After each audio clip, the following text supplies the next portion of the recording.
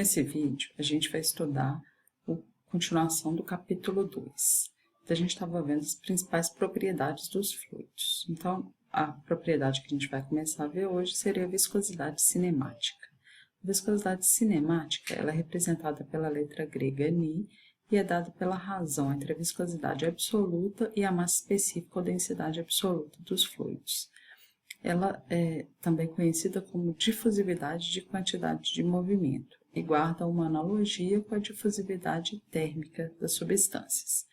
Quando a gente apresenta uma propriedade nova, é importante a gente apresentar também a unidade dela. Então, a unidade da viscosidade cinemática no sistema internacional seria metros quadrados por segundo e no sistema britânico, pés quadrados por segundo.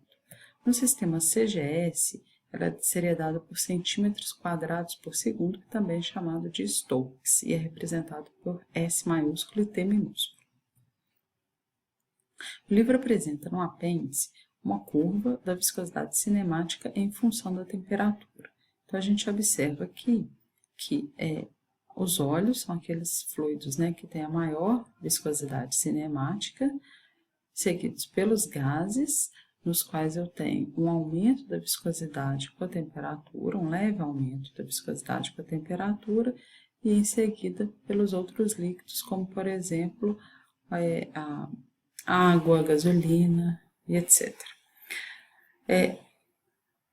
Essa outra curva aqui é a curva da viscosidade absoluta em função da temperatura. A gente observa que existem semelhanças entre essas curvas. Então, por exemplo, os fluidos que apresentam maior viscosidade são os óleos, tá? Seja a viscosidade absoluta ou dinâmica. E em ambas as viscosidades, a gente observa uma queda acentuada dessa propriedade com a temperatura. Isso acontece porque eles são líquidos e em líquidos a gente não tem uma relação. Os líquidos são considerados incompressíveis, então a densidade absoluta deles não varia com a temperatura. Então, o que acontece com a viscosidade absoluta acontece com a viscosidade cinemática. Aqui na viscosidade absoluta, os fluidos, a segunda classe de fluidos seriam os fluidos mais comuns, gasolina, água, etc. Então, nesse aqui, a gente observa uma queda da viscosidade com a temperatura, que é a mesma coisa que a gente observa aqui para a viscosidade cinemática. E, no caso de gases, o que a gente tem? Na viscosidade absoluta, a gente tinha uma queda pequena, um aumento pequeno deles com a temperatura. Na viscosidade cinemática, a gente já tem um aumento um pouco mais acentuado. Por quê? Porque a viscosidade cinemática ela seria a razão entre a viscosidade absoluta e a densidade. Só que para gases a gente já tem um efeito maior da temperatura na densidade. Então, por isso, o efeito da temperatura na viscosidade cinemática é maior. Uma outra coisa que a gente observa é que o mercúrio estava aqui numa posição intermediária. Quando a gente pega na viscosidade cinemática, ele é o fluido que tem a menor viscosidade cinemática. Por quê? Porque o mercúrio ele apresenta uma altíssima densidade. Então, a densidade do mercúrio é mais de 13 vezes a densidade da água. Então, por isso, quando a gente coloca no denominador um número muito grande, ele fica pequeno. Bom, agora a gente segue para as propriedades do escoamento. A viscosidade cinemática é uma propriedade do fluido, ela independe da velocidade com que o fluido está escoando, ou mesmo se ele está em repouso ou em movimento. O número de Reynolds ele é um adimensional que é característico do escoamento, que ele é dado pelo que? Rho, V asterisco, L asterisco sobre Mi. Rho é a densidade mais específica. Mi é a viscosidade absoluta. V asterisco e L asterisco representam uma velocidade característica e uma dimensão característica do escoamento. Cada problema vai ter a sua própria geometria. E nessa geometria vai ter uma velocidade que é a mais importante e uma dimensão que é a mais importante. Então, se eu pegar, por exemplo, escoamento dentro de tubos, a velocidade mais importante é a velocidade média do escoamento dentro do tubo. E a dimensão mais importante seria o diâmetro dele. Então, quando eu pego aqui na equação ainda do número de Reynolds, eu tenho Mi sobre Rho igual a Mi. Então, ele pode ser dado por VL sobre Mi ou VL sobre Mi. O número de Reynolds é um adimensional, como eu falei, e a importância dele para a termofluidodinâmica é muito grande. Tem muitos problemas para os quais a gente não tem solução analítica, então a gente tem que se basear em resultados experimentais. E os resultados experimentais, eles são correlacionados, eles são tratados através de grupos adimensionais. Então, o grupo adimensional mais importante da mecânica dos fluidos seria o número de Reynolds. Ele tem como principal característica a distinção do escoamento entre regime laminar e regime turbulento. Então, baixos números de Reynolds são característicos de escoamentos em regime laminar. Altos números de Reynolds são característicos de escoamentos turbulentos. O que seria um escoamento laminar? É aquele escoamento mais suave, em que se eu tenho duas camadas de fluido adjacentes, as partículas de uma camada não se misturam às partículas da outra camada. Então, é como se o escoamento fosse todo em lâminas, daí o nome laminar. Escoamento turbulento já é um movimento muito mais caótico e desordenado, caracterizado por recirculações e vórtices do fluido aí dentro. Então, se eu pegar as duas camadas de fluido, já vai haver uma mistura muito maior das partículas de cada uma deles. O número de Reynolds ele pode ser interpretado como a razão entre forças de inércia, que são aquelas forças que estão fazendo o escoamento para frente, e as forças viscosas, que são as forças que estão freando o escoamento. Então, no escoamento laminar, que significa que nós temos baixos números de Reynolds, a influência das forças viscosas é maior. Então, uma pequena perturbação que possa ser criada no escoamento, por exemplo, uma rugosidade maior da superfície, ela vai dissipar as forças viscosas vão dissipar essas perturbações. Então, o escoamento permanece suave e bem comportado. No escoamento turbulento, já tem pequena influência das forças de inércia. Então, essas perturbações que surgem, elas deixam de ser dissipadas e passam a ser amplificadas, dando origem a esses vórtices e essas recirculações. Então, essa figura aqui, ela representa a linha de cima, é o escoamento laminar, e a linha de baixo seria o escoamento turbulento. Então, tem aqui um sistema de eixos. Estou mostrando que se eu pegar o meu campo de velocidades, ele seria dado aqui dependendo somente, só tem uma componente de velocidade U. Tá? Então, ele está indo em linha reta. O mesmo escoamento, porém turbulento, o que eu teria? Eu já teria uma velocidade na direção U e eu teria flutuações de velocidade nas outras direções. Então, a minha velocidade, se eu pegar e medir em um determinado ponto essa velocidade, ficar medindo a velocidade daquele ponto ao longo do tempo, o que eu vou observar é que essa velocidade vai variar o tempo todo, mesmo se eu tiver condições de contorno em regime permanente. E essas variações, essas flutuações do valor da velocidade, elas são tridimensionais, transientes e aleatórias, ou seja, é impossível a gente analiticamente resolver um problema turbulento através das equações.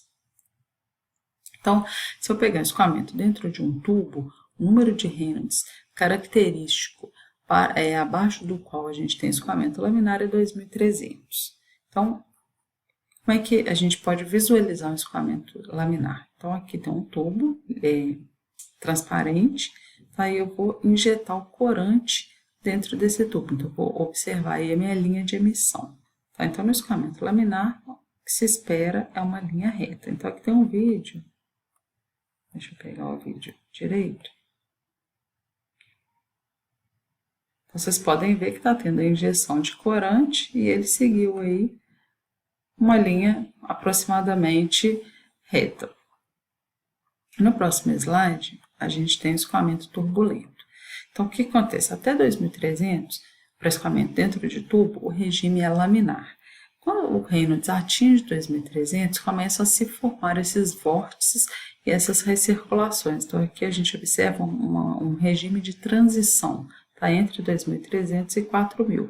Quando o Reynolds atinge 4.000, o escoamento fica completamente turbulento. A gente já observaria aqui uma mistura muito maior. Tá? Então, aqui tem um vídeo também do escoamento em regime turbulento. A gente já pode observar que ele não é capaz mais de seguir aquela linha. Já há essa mistura, as partículas já se misturam às demais. Essa imagem é uma imagem do Reynolds, Osborne Reynolds, que foi quem identificou que, para aquela razão das grandezas, né, o produto ρVL sobre μ daria abaixo, daria um adimensional, né, que seria capaz de caracterizar o escoamento. Então, o que ele fez? Essa é a montagem inicial do experimento dele. Ele observou o seguinte: olha, o Reynolds é ρVL sobre μ.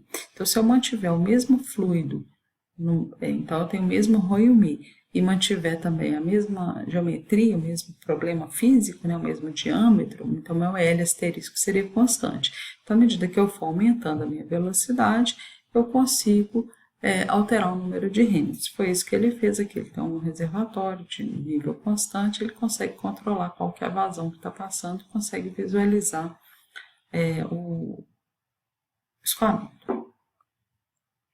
Bom, uma outra propriedade que a gente tem é a tensão superficial. O que a gente sabe? As substâncias, né, elas são compostas por moléculas, e essas moléculas elas estão espacialmente distribuídas. Então, se a gente pegar um sólido, essas moléculas estão mais próximas umas das outras. Então, as forças de atração entre essas moléculas são grandes e o sólido ele não muda a sua forma de acordo com o recipiente em que ele está. Nos líquidos, essas forças intermoleculares já são um pouco maiores. Então, eu consigo, por exemplo, tirar o líquido de uma garrafa e colocar no copo. Ele vai sempre tomar a forma do recipiente, mas ele é capaz de formar uma superfície livre.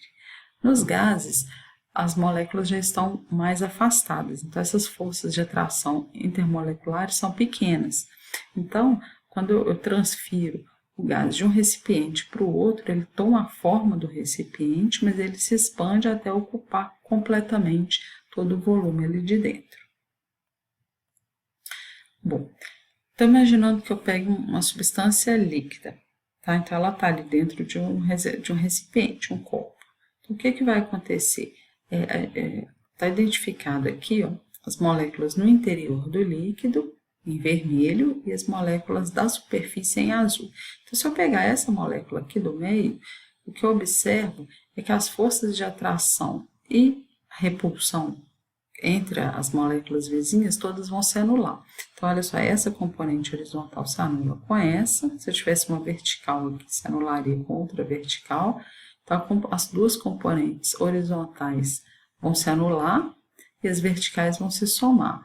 Mas aqui embaixo as horizontais se anulam, as verticais se somam, mas a resultante para cima é igual a resultante para baixo. Então, no final das contas, o que a gente observa é que essa molécula tenderia a ficar em equilíbrio.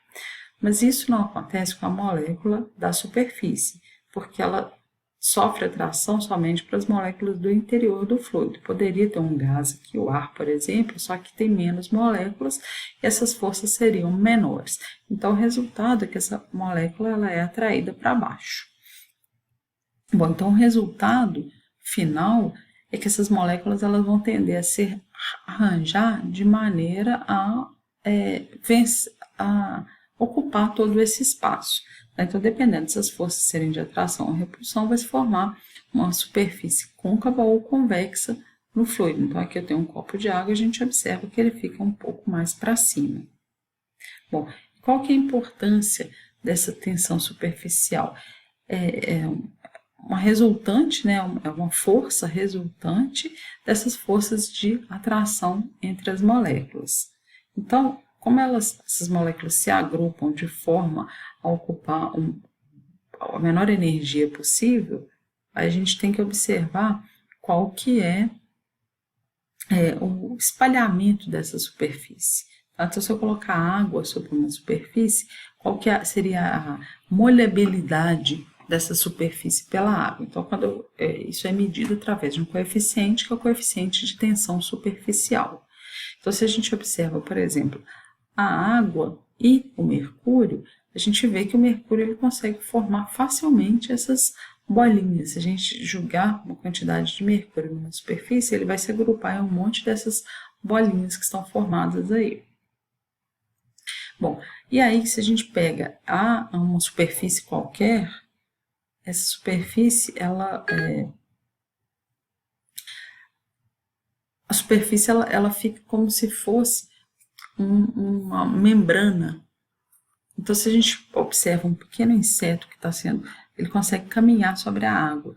Bom, aí se a gente vai pensar, a densidade desse inseto deve ser maior do que a densidade da água. Eu posso fazer um experimento, por exemplo, colocando agulhas ou pequenos clipes na água, e se eu colocar com cuidado, a gente observa que eles não afundam. Por que isso, se a densidade deles é maior do que a densidade da água? Porque eles são muito leves e o peso deles é insuficiente para vencer essa força de tensão superficial. Então, ele consegue facilmente caminhar sobre a água. Então, aqui, ó, estou mostrando, tem um vídeo de uma pessoa colocando ele vai colocar pequenas tampinhas, tá? Bom, e aí essas tampinhas, vou começar só o começo do vídeo. Ele começa e consegue colocar essas tampinhas e elas permanecerem flutuando na água por causa dessa explicação que eu dei. O peso dessa tampinha ela é insuficiente para vencer a força de tensão superficial. Só que a gente consegue alterar o coeficiente de tensão superficial, porque ele depende de uma série de parâmetros, por exemplo, da limpeza da superfície, dos fluidos que estão em contato. Então, a gente consegue mexer nesse coeficiente de tensão superficial. Como? Por exemplo, adicionando sabão. O que é o sabão? Ele é uma substância que, primeiro, imagina que a gente tem uma superfície que está suja de um óleo, por exemplo, tá? E aí, a minha mão está suja de óleo. Se eu posso passar o tanto de água que eu quiser, que eu não vou conseguir limpar minha mão. Eu vou precisar de sabão. Porque, primeiro que o sabão, ele reduz o coeficiente de tensão superficial e aumenta, então, a molhabilidade da água. Então, ele espalha melhor na superfície.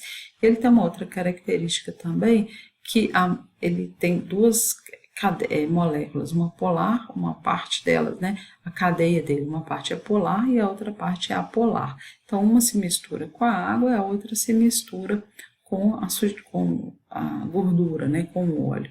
Então, ele consegue aglutinar a sujeira, o óleo.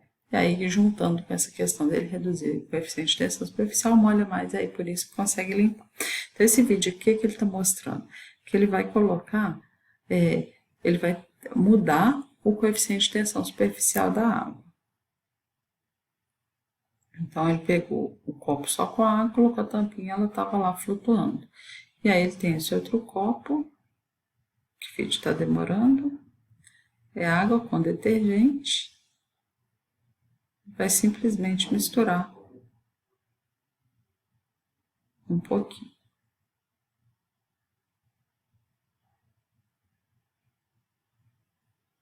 Ele está colocando as gotinhas, e quando ele faz isso, ele reduz o coeficiente de tensão superficial, e o peso da tampinha já fica superior à força de tensão superficial, e ele consegue afundar. Bom, uma outra propriedade que é interessante da gente trabalhar no momento seria a pressão de vapor. Então, aqui, então, em função da temperatura. Então, essa curva aqui, ela representa mais ou menos qualquer substância. Até algumas que as curvas vão estar com inclinações diferentes, mas a rigor seria isso daí. Então, a fase sólida, a fase líquida e a fase de vapor.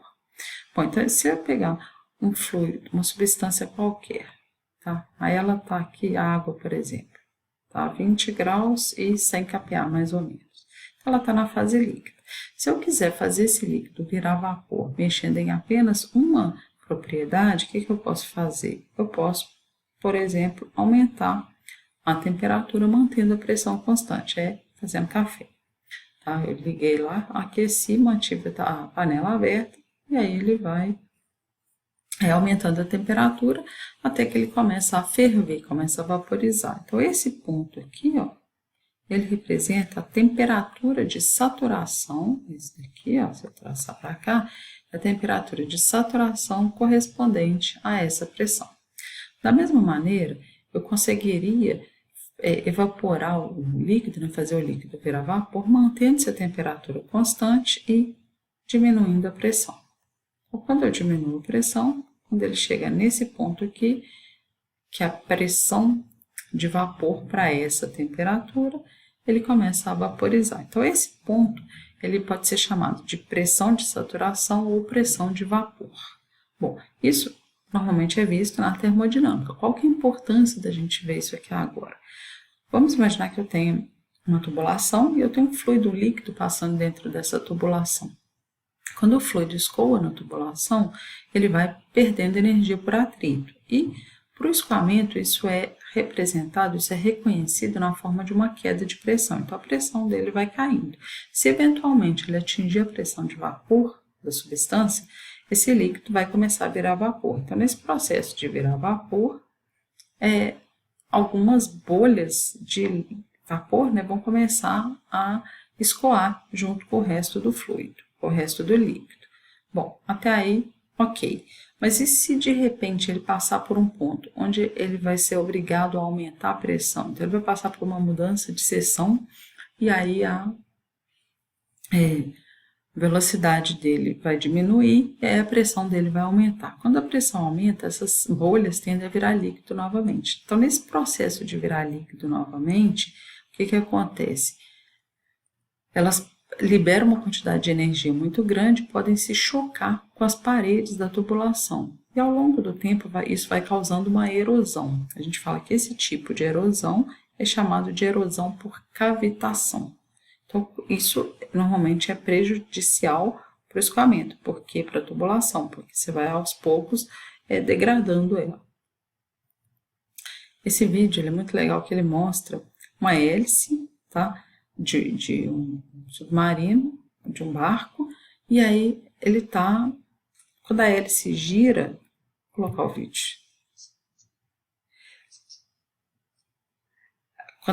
Quando ela se movimenta rapidamente, ela deixa quando a hélice vai girando, a velocidade dela vai muito rápido. Então, quando a velocidade dela é muito alta, a pressão dela cai rapidamente. Quando a pressão cai, o que acontece? O fluido ele tende a virar vapor. Então, ele fica liberando as bolhas de vapor. Eu vou pôr de novo para vocês verem. Deixa eu ver se tá. Não deu não.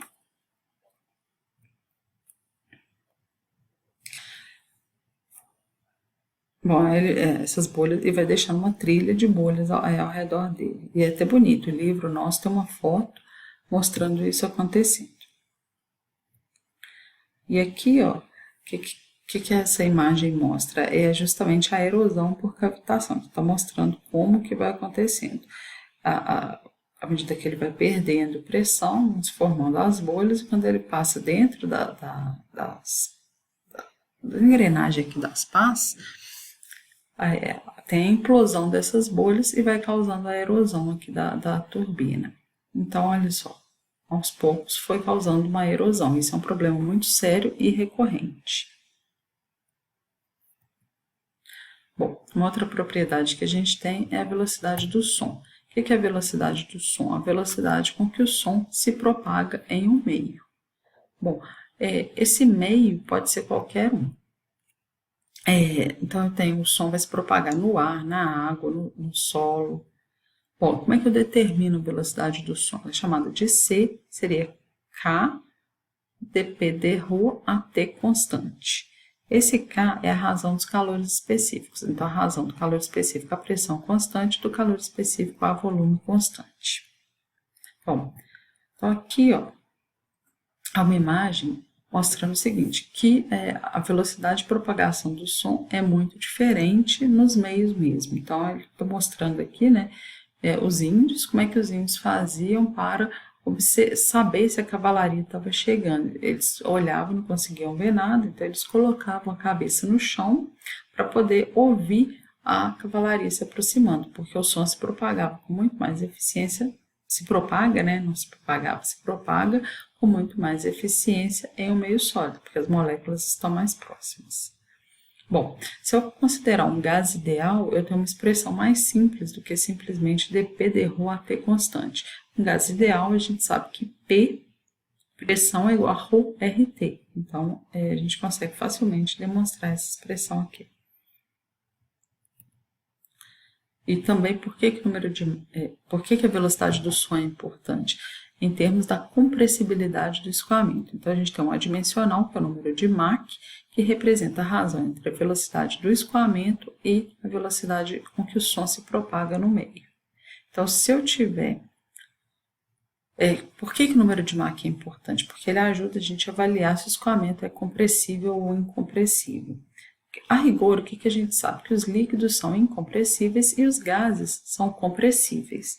Porém, será que existe alguma situação em que eu posso considerar que o escoamento de gás também é incompressível?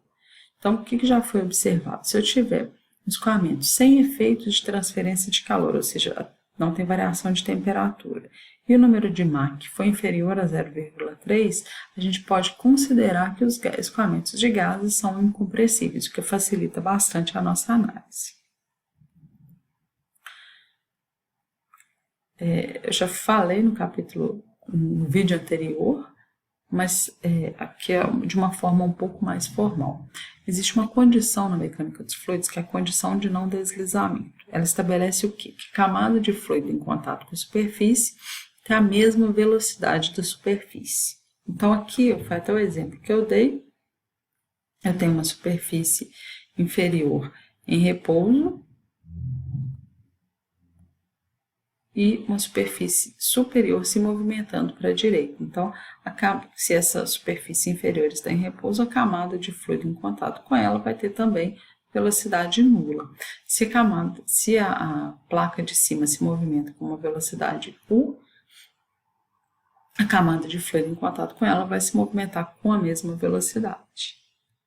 Aqui tem um vídeo que é interessante para mostrar que, de fato, a condição de não deslizamento não é uma aproximação, ela é verdadeira. A gente sempre consegue observar isso. Então, tem uma parede e vai injetar o corante. Então, o que ele faz? Está tendo escoamento, então ele injeta o corante, a camada em contato com a superfície permanece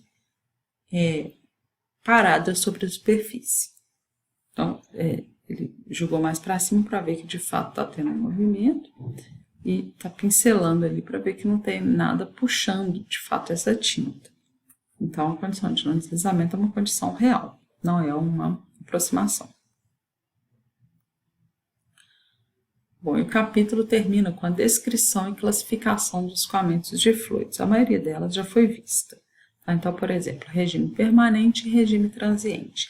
Regime permanente, as propriedades do escoamento não variam com o tempo. Regime transiente, elas variam com o tempo. Escoamento uni-, bi e tridimensional. Essa classificação é feita em função do número de coordenadas espaciais necessárias para descrever o escoamento. A gente tem também o regime uniforme e não uniforme. O escoamento uni-, bi e tridimensional, eles vão depender de alguma coordenada espacial. Quando eles não dependem de nenhuma coordenada espacial, ou seja, o perfil de velocidades é constante, a gente fala que isso é chamado de regime uniforme. Então, o 1D, 2D e 3D seriam escoamentos em regime não uniforme. Regime laminar e regime turbulento, a gente viu nesse vídeo mesmo. Então, regime laminar é aquele caracterizado por escoamento mais suave, e o escoamento turbulento é caracterizado pelos vórtices e recirculações. E matematicamente a gente avalia se o regime é laminar ou turbulento pelo número de Reynolds. Escoamento compressível e incompressível diz respeito à variação da densidade. Se a densidade é constante, a gente chama o escoamento de incompressível. E se a densidade varia, ele é chamado de compressível.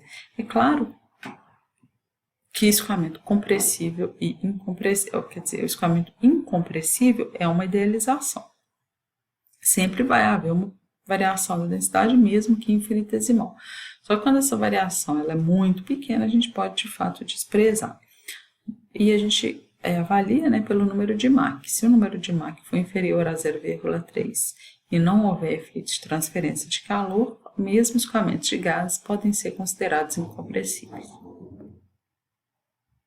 E o último que a gente não viu ainda é a diferença entre escoamento viscoso e escoamento invíscido. Para entender isso melhor, entender o que é uma camada limite. Tá? Então, aqui eu tenho uma placa plana, vou pegar meu laser de novo, uma placa plana, e aí eu estou fazendo chegar nessa placa um escoamento uniforme. Tá? Então, a gente chama isso aqui de corrente livre. Escoamento não perturbado, um campo uniforme. Então, ele tem uma velocidade chamada de U infinito, uma temperatura T infinito, uma pressão P infinito. Para nós aqui só interessa, no momento, a velocidade U infinito.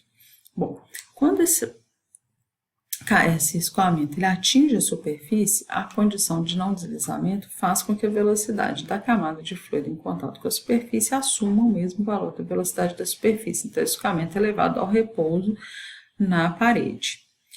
Então, essa primeira camada de fluido que foi levada ao repouso, ela exerce atrito sobre a camada que está vindo logo acima, que por sua vez exerce atrito sobre a terceira, e assim sucessivamente se forma um perfil de velocidades. Só que tem um limite para o qual eu consigo fazer o fluido sofrer influência da parede. Então, a minha velocidade vai aumentando até ela atingir um valor máximo, que seria a velocidade da corrente livre.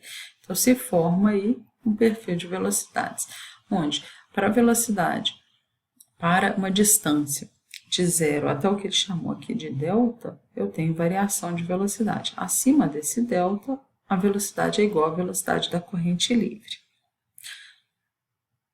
Eu avaliei isso daí para esse determinado ponto. Então, esse seria o perfil de velocidades nesse ponto.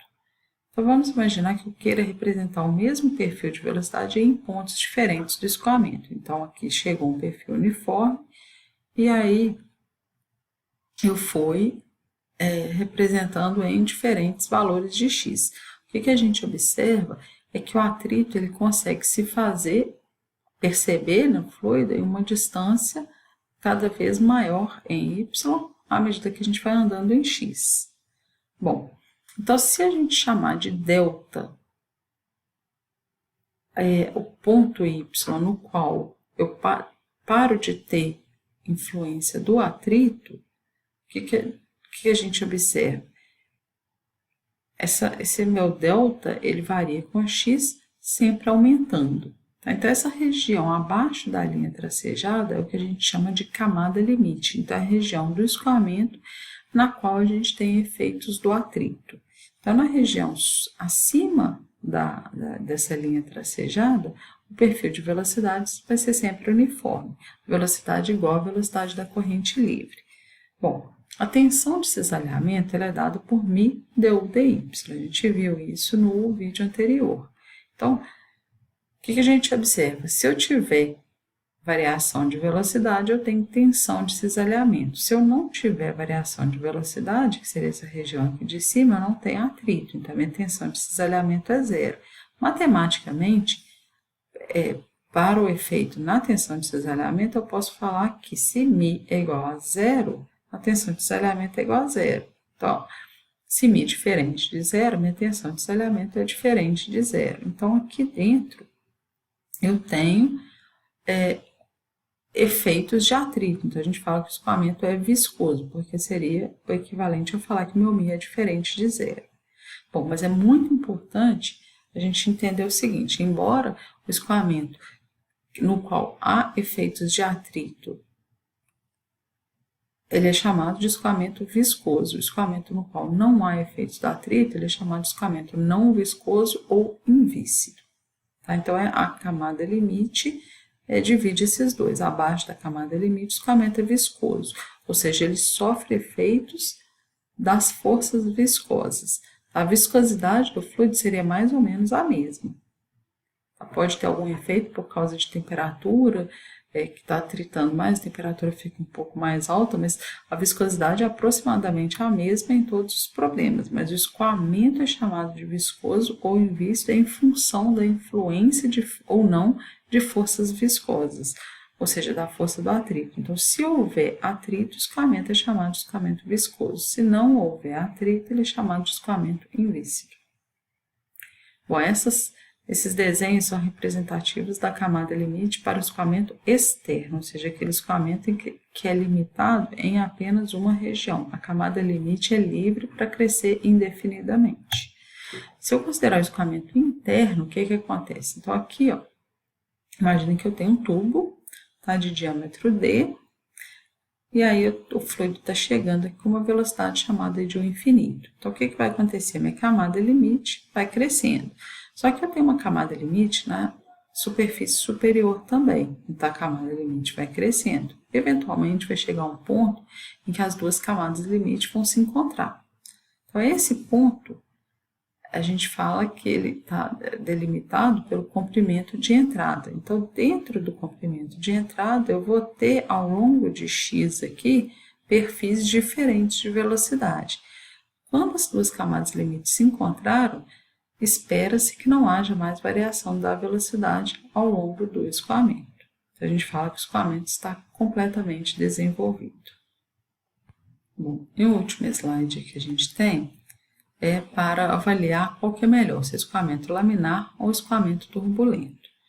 Bom, escoamento laminar ele é muito mais fácil de se trabalhar. Então, se eu quero avaliar ou prever, né, os perfis de velocidade, eu consigo fazer isso somente se o escoamento for laminar. Se o escoamento for turbulento, eu não consigo. O escoamento laminar também é mais suave. Bom, no escoamento turbulento, o que a gente observa? Como eu tenho esses vórtices e essas recirculações, há um choque muito maior entre as partículas, há uma mistura muito maior das moléculas. Então, com isso, eu consigo aumentar a troca de calor entre as partículas. Então, desse ponto de vista, se eu quero um trocador de calor, por exemplo, é muito mais interessante eu ter um escoamento turbulento. Porém, junto com essa troca maior de energia, vem também uma troca maior de quantidade de movimento, ou seja, o atrito no escoamento turbulento é maior.